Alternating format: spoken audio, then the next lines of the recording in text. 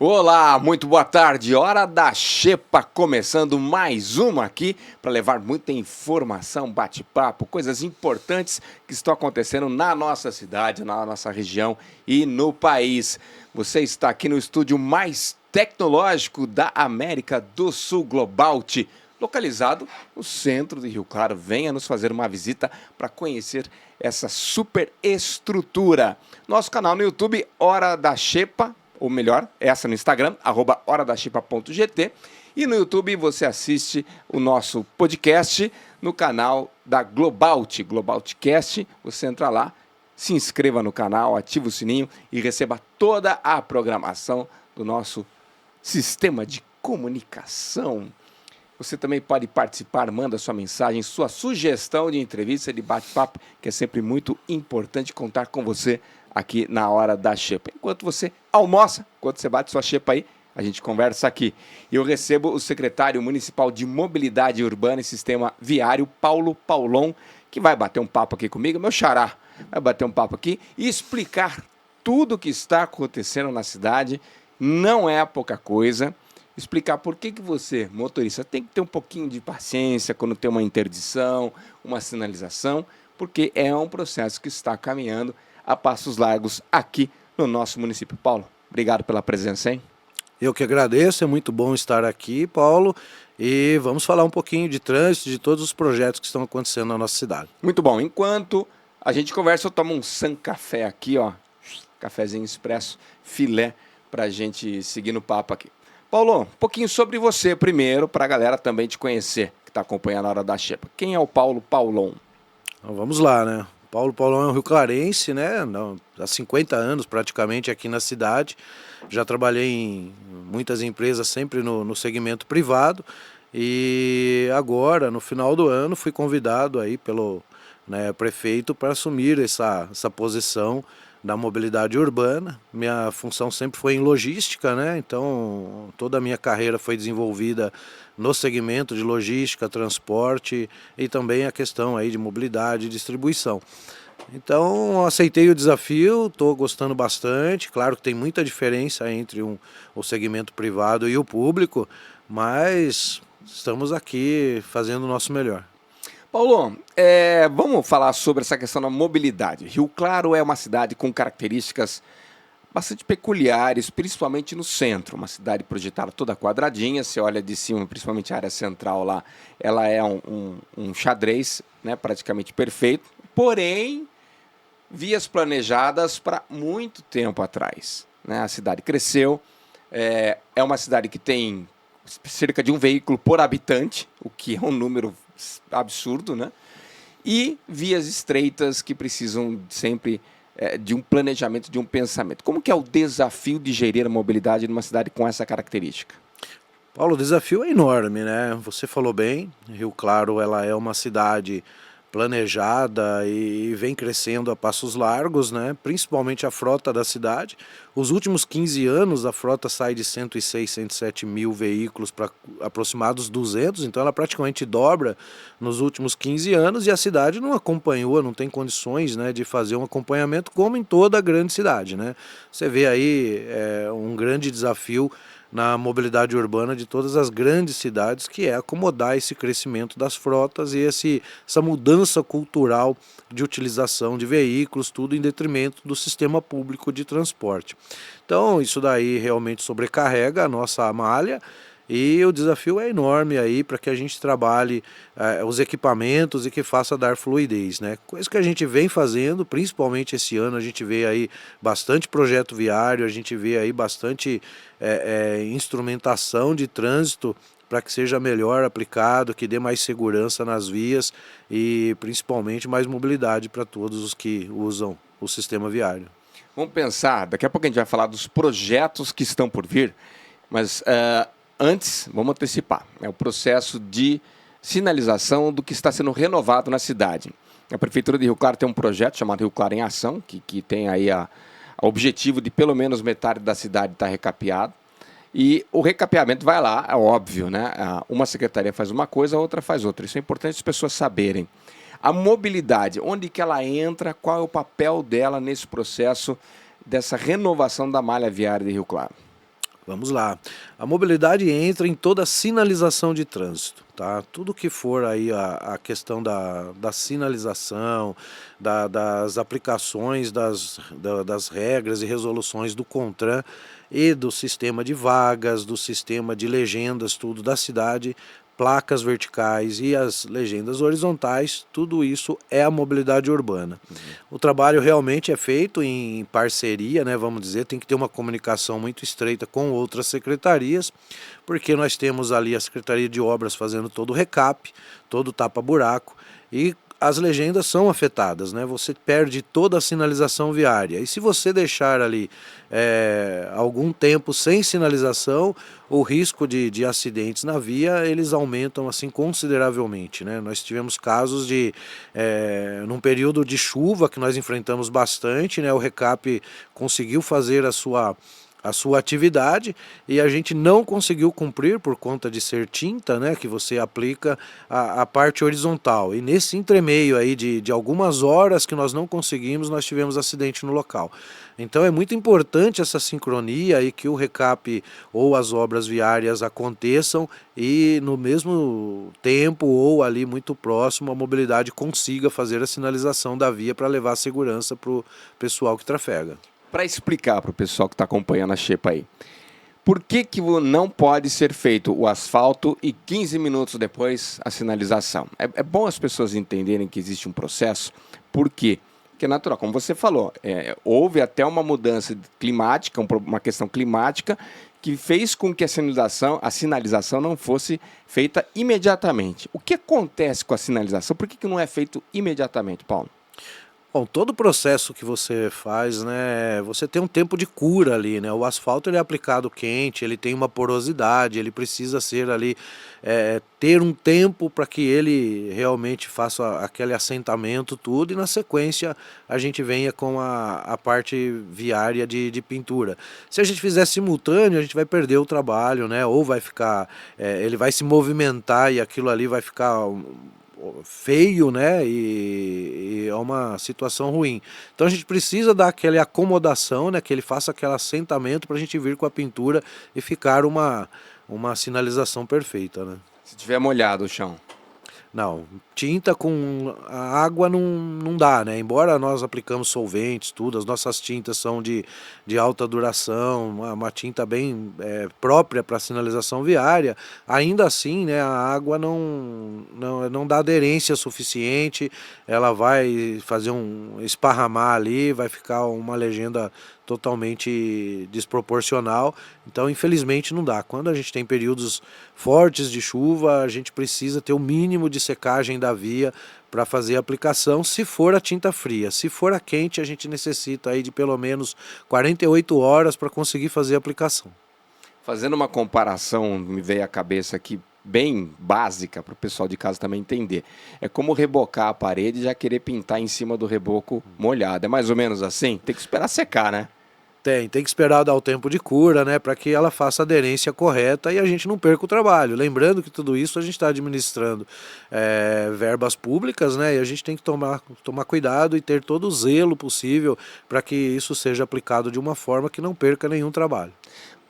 Qual que é o mais importante para os motoristas? Por exemplo, você tem feito boletins, inclusive, diariamente, aí divulgados na imprensa, o Jornal Cidade, na Rádio Excelsior coloca de manhã lá no Jornal da Manhã, depois vai para as redes sociais, as próprias redes sociais da Prefeitura estão sempre informando onde a obra, onde está fazendo, onde não está fazendo. O que o motorista tem que entender nesse momento? Porque essa paciência é necessária. Você não arruma a casa sem mudar os móveis de lugar, sem ter que desviar e entrar por outra porta porque está fazendo uma obra no meio da sala. É assim na cidade também, não?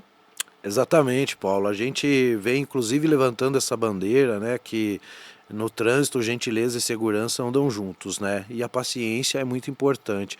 Não tem como, né? Nós fazemos obras e nós trabalhamos com equipamentos nas vias, né? Então, se nós não termos essa conscientização do pessoal, que para que tenha uma via bem preparada, recapeada, pintada, com todos os equipamentos de segurança, a gente vai estar fazendo ali intervenções com equipamentos. E a pessoa precisa, ao utilizá-la, ter todo o critério de segurança possível, ter bastante paciência e respeitar muito a sinalização, principalmente em locais que tem obras. A gente verifica que, ao não cumprir isso daí, o acidente é inevitável e, às vezes, fatais. É engraçado a população, né? Claro, o pessoal, cada um vê muito o seu particular, o seu problema, né? A gente foi num evento que o prefeito faz nos bairros, né? Vamos conversar, e uma área que tinha sido totalmente recapeada, aí a moradora pediu uma lombada porque o pessoal estava correndo demais. Era muito esburacado, então o pessoal não corria. Aí foi lá, o programa recuperou toda a via, deixou um tapete, mas agora a moradora quer que põe uma lombada porque o pessoal está descendo o pé e andando muito acima da velocidade numa via, numa área residencial. É duro agradar os gregos e os troianos, né, Paulo? Não só isso, né, Paulo? Os critérios para se implantar uma lombada, eles são regulados pela resolução do CONTRAN. Então, a nossa responsabilidade é muito maior. Você não pode simplesmente colocar uma lombada porque a pessoa tem um sentimento ali, uma sensação que os veículos passam em velocidade, né? Então, você tem que fazer toda a análise da via para que esse equipamento possa ser implantado e obedecer essas resoluções, porque senão você incorre aí numa colocação infracionada, né? Você está irregular nessa colocação e pode ser aí um objeto aí depois de denúncia. Então a lombada ela tem que passar por vários critérios, tem que ter ali uma metragem de calçadas altas, né, guias altas dos dois lados da via, tem pelo menos 4 metros. Você tem que ter ali um nível, um aclive ou declive não acima de 6%. Você tem que ter incidência de acidente no local. Caso contrário, você antes da lombada, você tem que fazer toda uma aplicação de sinalização. A lombada tem que ser o último estágio para controle, redução de velocidade e a mitigação aí de possíveis acidentes. Um negócio que está sendo feito na cidade que foi prometido milhares de vezes, né? E agora parece estar tomando corpo e virando realidade. É a suavização das valetas da cidade. Esse é um processo que é passo a passo, porque é feito toda uma retirada dos paralelepípedos, enfim, é um trabalhão. E para fazer ela em concreto, para que também tenha durabilidade.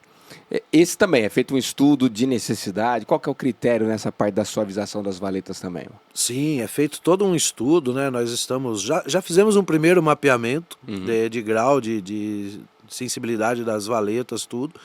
Já está mapeado aí entre Rua 14 até a Rua 1. Tem um número mais ou menos aproximado de quantas? Aproximadamente 300 valetas serão suavizadas. Tá? Então esse processo, obras já está tocando. Na última conversa com o Valdir, algumas já estão sendo implantadas, mas vamos dizer assim, a licitação maior que vai entrar agora é que vai dar realmente um up nisso daí, que a gente vai conseguir fazer uma suavização bem mais criteriosa aí, que vai estar acontecendo nos próximos dias e que a população vai sentir também. Porque uma valeta, quando você usa um cimento usinado ali, você faz todo o processo, você tem que fazer o recorte, você tem que fazer ali a medição, não é uma coisa simples, né? Parece que é chegar lá, jogar um asfalto ou fazer não é isso, você tem que regular ali a drenagem, você tem que fazer todo um estudo ali, então por isso que é um pouquinho demorado. E de novo, né, a cura desse asfalto para que possa liberar para passar veículos pesados, ela leva de 3 a 4 dias. Então a gente tem que fazer um planejamento, a gente tem que pensar bem no que a gente está fazendo, às vezes colocar num lugar, pular para outro, deixar o pessoal passar, o trânsito ali ficar um pouco mais tranquilo, voltar a fazer. Então nós vamos ter aí praticamente a cidade nesse quadrilátero central aí, com muita intervenção nos próximos dias, daqui para frente, serão mais de 300 valetas implantadas, suavização de valetas implantadas. Muito bem, e a parte de sinalização, você tem mais ou menos números? Eu sei que todo dia atualiza, né? quantos quilômetros lineares, quantos pares, sinalização de curta duração, preferencial idoso, cadeirante, já foram feitas nos últimos tempos aí? Olha, quando fala de pinturas, né, a gente aplica de tinta em torno de 5.400 metros quadrados por mês, né? Então, praticamente se você pegar um campo de futebol e pintar ele praticamente inteiro, né? Então, a mobilidade urbana, ela vem trabalhando no horizontal muito forte, placas também, e se falar em um ano, a projeção nossa é fazer em torno de 1.200 intervenções em vias no período de um ano. Então, assim, a hora que você coloca isso no dia a dia, que você vai ter que fazer todo um trabalho, mobilizar equipe, mobilizar caminhões, mobilizar aí o pessoal que faz os buracos, os concretos, porque para você colocar uma placa você tem que injetar num concreto, então não é algo simples, né? E além disso você tem que trabalhar com segurança, o pessoal trabalha em altura e outros com equipamentos aí, tintas à base de solvente, então tudo tem que ser muito, muito bem feito aí para gerar segurança também.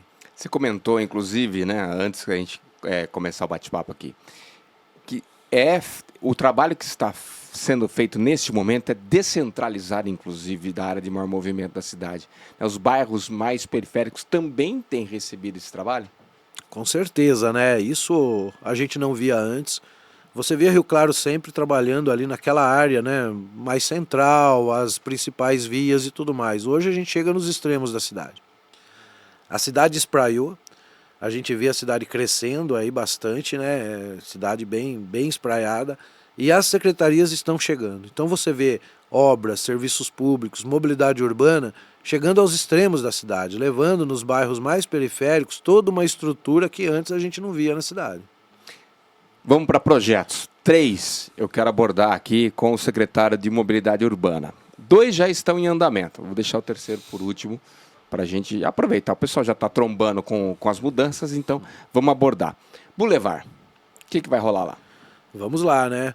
É importante falar, Paulo, antes de mais nada, que projetos, quando a gente fala num projeto igual do Boulevard, né, tem muita gente que acha que está começando agora. Na verdade, esse projeto ele vem lá de trás. Nós passamos 2021 praticamente, um pedaço de 2022, tentando montar isso daí, fazendo todas os arranjos necessários para que esse projeto realmente ficasse de pé, tá? Então, assim, é um projeto que envolveu órgãos federais. Nós tivemos que fazer assim uma consulta à ANAC. Alguns modelos foram apresentados, alguns foram recusados, outros a gente voltou para a prancheta até que a gente chegasse num ideal que não colocasse em risco a operação do aeroporto, porque ali é uma região aeroportuária. Então todo esse projeto, toda essa obra que será feita, ela tem que ser feita em conformidade com regras federais aeroportuárias, tá? Então não é simples, né? Não é que está começando agora, é que agora a gente efetivamente conseguiu passar todas essas etapas e realmente tá com o projeto e começar a fazer a obra, mas para trás a gente já vem há mais de ano aí trabalhando nisso daí. Ali nós vamos ter o que? A devolução das 2 pistas, né, na João Polastre, porque para fazer aquele estacionamento existe uma carência ali de vagas, né, e o pessoal praticamente matou uma das faixas de rolagem para colocar aquele estacionamento horizontal. Por um lado, né, você deu a condição de ter mais vaga, por outro, você gerou ali uma incidência de acidentes grandes, porque a porta da direita, né, quando a pessoa vai abrir, ela coloca em risco quem está na ciclovia. Então você tem uma ciclovia que está sendo praticamente interferida por uma abertura de porta. Vários acidentes aconteceram, pessoas ali tiveram problemas sérios, ali, né? Para estacionar, para o pessoal que consegue horrível, uma vaga 45 graus, para ele conseguir sair, ele logo atrás ele tem o cara estacionado aqui. Exatamente. Quer dizer, se é um carro um pouquinho de maior porte ou um pouquinho de dificuldade para entender a distância e tal, para ele bater no carro de trás ou para ele ter que fazer 2, 3 manobras para tirar o carro da vaga de 45 graus, é um sacrifício. E para quem está aqui, mesma coisa, porque como você falou, ciclofaixa aqui, pessoal passando aqui também com o veículo. Ficou um funil. Ficou horrível. As manobras ali ficaram muito ruins e sempre com risco, né? Então o que a gente está fazendo, né? Nós vamos devolver as 2 pistas de rolagem. Vamos colocar do lado direito ali um estacionamento de 45 graus, que não vai ter nenhum tipo de interferência na ciclovia, porque ela vai estar após a retenção. Então nós vamos ter uma ciclovia segura e os estacionamentos isolados. Além disso, devolver uma faixa de rolagem. E, na sequência ainda, o passeio naquele pedaço todo. Então ali vai ficar uma via bonita, segura, e vamos devolver ali mobilidade para o pessoal. Você falou da ANAC justamente porque para executar esse projeto todo, foi preciso avançar um pouquinho dentro da área do Aeroclube, é isso? Exatamente, Paulo. Esse sempre foi o grande desafio, né? Porque essa obra aí já vem tentando, né, há muito tempo. E as gestões anteriores não conseguiram tirar isso daí do papel, né?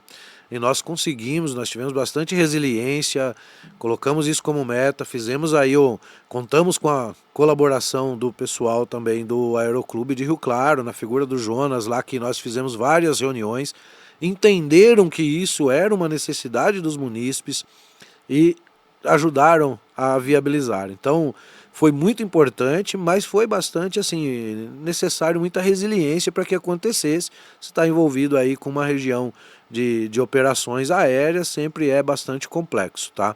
Mas nós avançamos, né? Foi possível a tirar esse projeto do papel, porque nós avançamos 8 metros e quase 9 metros dentro do aeroporto. Quer dizer, é uma área que já é alvo de outras discussões aí, de outros projetos, mas o mais importante é entender que ali, né, principalmente os mais saudosistas conversam comigo e falam assim, não, mas ali o Aeroclube é um patrimônio. Aquela área da cidade, o Aeroclube, é de uma época em que só tinham chácaras naquela região da cidade. Isso. Hoje você tem condomínios, você tem áreas comerciais imensas ali em franca expansão, né, no próprio...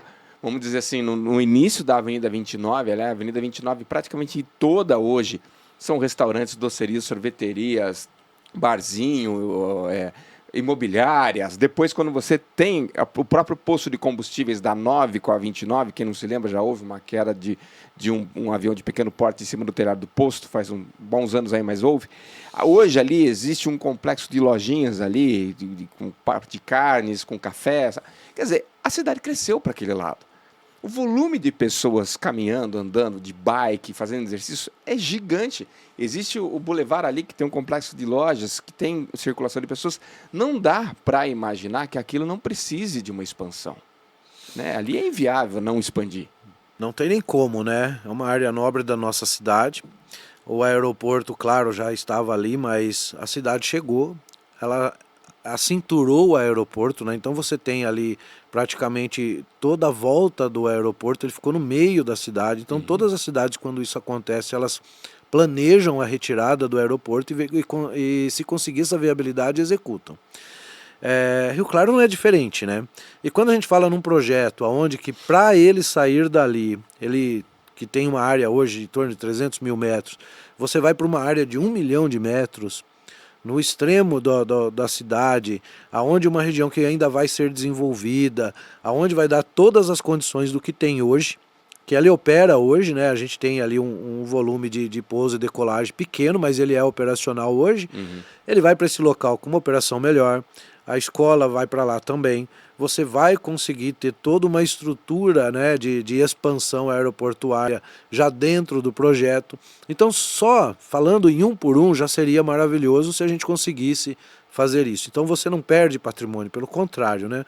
Você vai ter essa área para você fazer investimentos e ainda vai ter o aeroporto na divisa ali com Piracicaba. Ou seja, ele vai estar no lugar mais correto e, além de tudo, numa área 3 vezes quase maior do que ele tem hoje, pronto para uma expansão para um aeroporto regional. Além disso, vai vir Porto Seco, vai vir obras de investimento em outras frentes como ETAs, reforma do centro cultural, escolas. Então, assim, é um investimento muito saudável que a cidade pode estar fazendo, aproveitando ele, que até então, né, cumpriu o seu papel ali para a cidade e tudo, e vai continuar cumprindo, só que em outro local, numa área muito mais correta para que exista um movimento de aeroportos. Inclusive, o plano diretor prevê distrito industrial, um novo distrito industrial chegando junto ali, né, nessa obra do aeroporto e Porto Seco. Historicamente, todas as cidades que É o colocam caminho do porto desenvolvimento, seco, né? né? Você imagina você sair de Santos e conseguir fazer todo o seu desembaraço num porto seco. A região inteira aqui é carente, né? Quantos containers não vão passar por ali e vão praticamente estar prontos para chegar direto e ser embarcados em navios, né? Então você ter uma estrutura dessa numa cidade como Rio Claro pode ter certeza que é uma cidade logisticamente privilegiada. Você tem o Washington Luiz, você Sim. tem a Anhanguera, você tem a saída para a rodovia do Açúcar via estrada de Piracicaba, você tem toda uma região central com muita carência que precisa disso daí. E é fato, né, que a gente tem que aproveitar e fazer a cidade decolar aí em termos de investimentos também. Paulo, Visconde do Rio Claro, já Vamos em lá. transformação, semáforos em funcionamento, enfim. Qual que é a ideia lá? Não, vamos lá. Avenida Visconde do Rio Claro também é a mesma coisa, né? Se a gente falar em início de obras, não é agora, né? A gente, para começar a colocar esses semáforos, a gente teve que costurar o subsolo da Avenida Rio É. Claro. A gente passou toda a fiação, todo o cabeamento, toda a parte de controladores já estão ali. Então agora é praticamente ligar, né? A mesma coisa de você falar assim, olha, estou colocando essa lâmpada. Não, na verdade você teve que fazer toda uma estrutura primeiro para que aquilo ali acendesse, né? Então a obra já começou lá atrás, nós estamos aí praticamente na terceira fase já dessa obra, né? E agora a gente entra com equipamentos. Então a semaforização da Avenida Rio Claro vai dar um salto para a gente em termos de mobilidade. Para as pessoas entenderem um pouquinho, né? Não é só o visual, não é só o contador regressivo, apesar que ele ajuda muito, a pessoa vai se orientar por ele ali para saber se vai estar próximo da abertura, do fechamento do cruzamento. Mas não só isso, né? Os equipamentos antigos, ele tinha uma tecnologia de 36 anos atrás. Então eu só podia trabalhar com um plano só. Então, ou seja, eu coloco lá que aquele cruzamento vai ser X segundos para um lado e X para o outro e acabou. Ele é extremamente engessado. Esses equipamentos que a gente está colocando, a gente vai conseguir trabalhar até com 4, 5 planos diferentes. Ou seja, eu posso colocar uma avenida Rio Claro trabalhando no horário normal. Eu posso colocar uma avenida Rio Claro trabalhando no horário de rush. Diferentemente. Tudo diferente. Eu posso reprogramar a avenida inteira. Olha, para o rush eu abro mais a Avenida Rio Claro e abro menos as outras vias de cruzamento. À noite eu posso fazer outro tipo de programação. Então, assim, a gente consegue uma alternativa de mobilidade enorme. Além disso, hoje tudo que acontece, perdeu sincronia, teve um gap de energia, os semáforos saíram fora de funcionamento, nós temos uma equipe que fica 24 horas rodando a cidade, fazendo esses reparos. Como? Em poste. Hoje os controladores, as placas, tudo, para a gente fazer a ressincronia e tudo mais, elas estão lá, fisicamente na avenida. E o que a gente vai conseguir também com a Avenida Rio Claro, com esses novos equipamentos, é ter uma central dentro da mobilidade urbana. Ou seja, se eu perder alguma sincronia, eu consigo fazer alguma reprogramação via mobilidade urbana, sem tirar o meu time lá de dentro, sem colocar ninguém ele no poste. exatamente, sem colocar ele em risco, né? Porque geralmente perdeu sincronia ou parou de funcionar, chuva, hora que tem algum tipo de efeito da natureza aí mais forte, com algumas ventanias, chuvas, tudo, o horário que o meu pessoal não deveria estar subindo lá, mas é o que a gente precisa, porque se as pessoas continuam passando pela via, ela vai se colocar em situação de risco se o semáforo ele estiver piscante ou se ele estiver desregulado de alguma forma. Então o meu pessoal vai para o risco para fazer a manutenção e colocar a via novamente em situação de segurança. E o canteiro central? O canteiro central a gente vai começar também agora a fazer a limpeza dele, né? É a última etapa praticamente. Então a gente fazer toda a limpeza dele, da Avenida Rio Claro já. Vamos tirar ali os postes antigos de semaforização, aqueles suportes, né? Aquelas bases de concreto, né? amarelas. Lá. Isso, aquilo vai ser tirado tudo da via também. E, hora que estiver toda pronta, a gente vai entrar com a ciclovia no local. Uma ciclovia que vai estar protegida por gradis, né? Uma ciclovia que vai fazer uma ligação em toda a extensão da Avenida Rio Claro, entrando na Tancredo Neves, passando pela rodovia e ligando ao Inocop até o final dele. Então nós vamos ter uma ligação ali realmente enorme, vai dar muita mobilidade para as pessoas que hoje desviam da Avenida Rio Claro de medo de disputar o espaço com veículos, né? Exato. É uma via um pouco mais rápida, tudo, o ciclista se sente um pouquinho mais inseguro, ele vai ter um local próprio para ele. Ele tem que se estreitar ali, né? Entre o carro estacionado, né? O veículo estacionado, é uma área comercial muito grande, a Avenida Visconde, o pessoal que está passando aqui, as motos e o ciclista está ali no meio tentando arrumar um espaço. Exatamente. Ele vai ter que se reeducar, vai ser obrigado ele ir para a ciclovia, porque tem isso também, né? Às vezes o ciclista fala, não, já tô aqui mesmo, não vou lá no meio não, e vai aqui.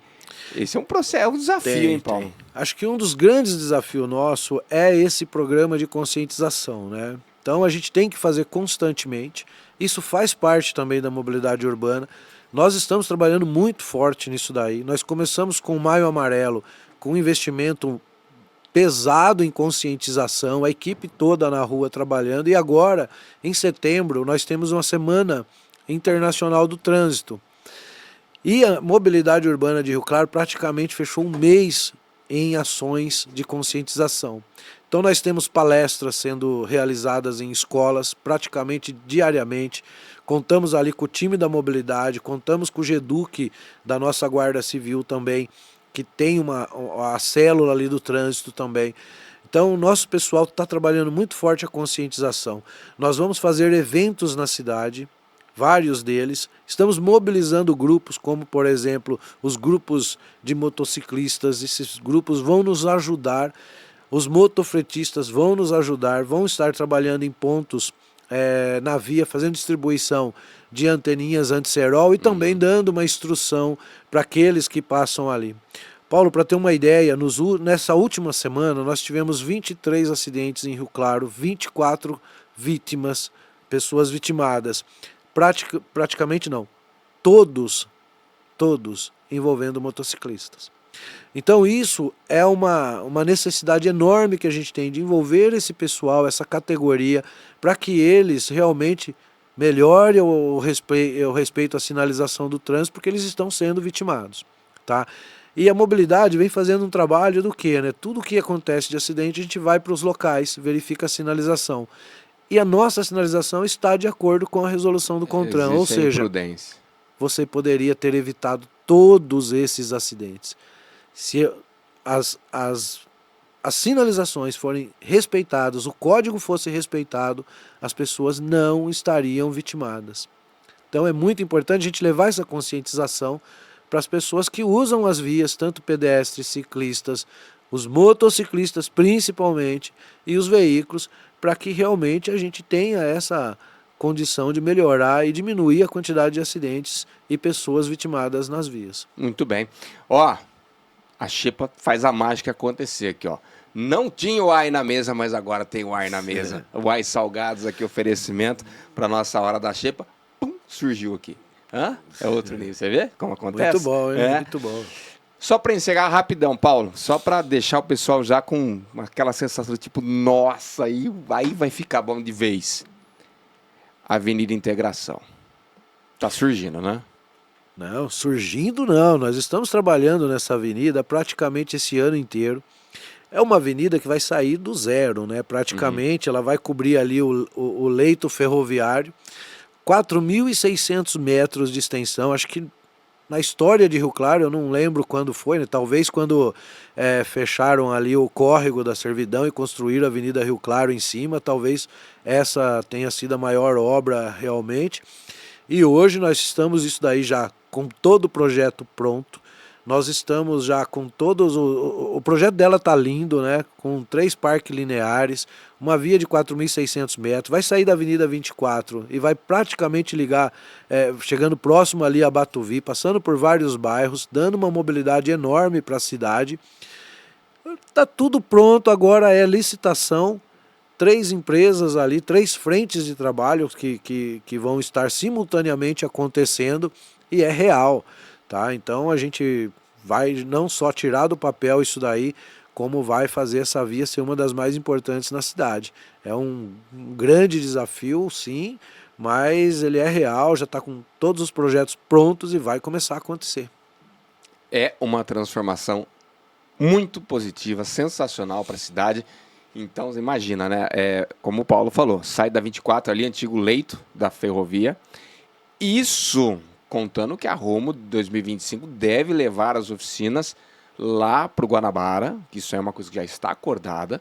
E aí essa avenida teria sequência sentido centro, shopping e Vila Paulista. Tô correto? É isso aí, né? É isso aí, né? A ideia, inclusive, do nosso prefeito, tá? Ele já vem falando isso, que é criar uma grande norte-sul, né?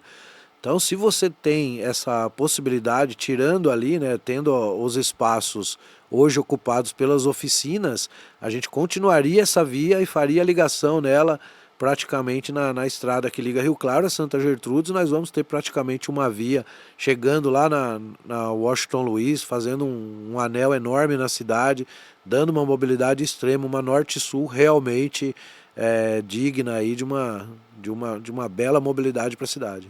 Muito bem. Paulo, muito obrigado pela tua participação aqui na Hora da Xepa. Falamos sobre mobilidade urbana com o secretário municipal da pasta, Paulo Paulon. Bem-vindo sempre, porque do jeito que o ritmo da coisa tá, sempre vai ter assunto novo para a gente falar aqui. Não, com certeza, né? E só lembrando, a gente, com essa agenda bastante grande aí, nós vamos ter aí as distribuições de antenas, nós vamos ter aí as campanhas de conscientização nas escolas, nós vamos ter aí o Agita Escola na Vitorino Machado, que vai ter a presença da mobilidade urbana também. Enfim, setembro, o pessoal acompanha aí com todo carinho o nosso trabalho, e gentileza e segurança no trânsito andam juntos.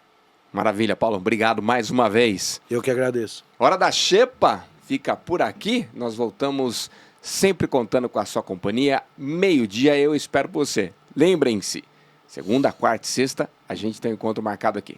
Valeu, tchau!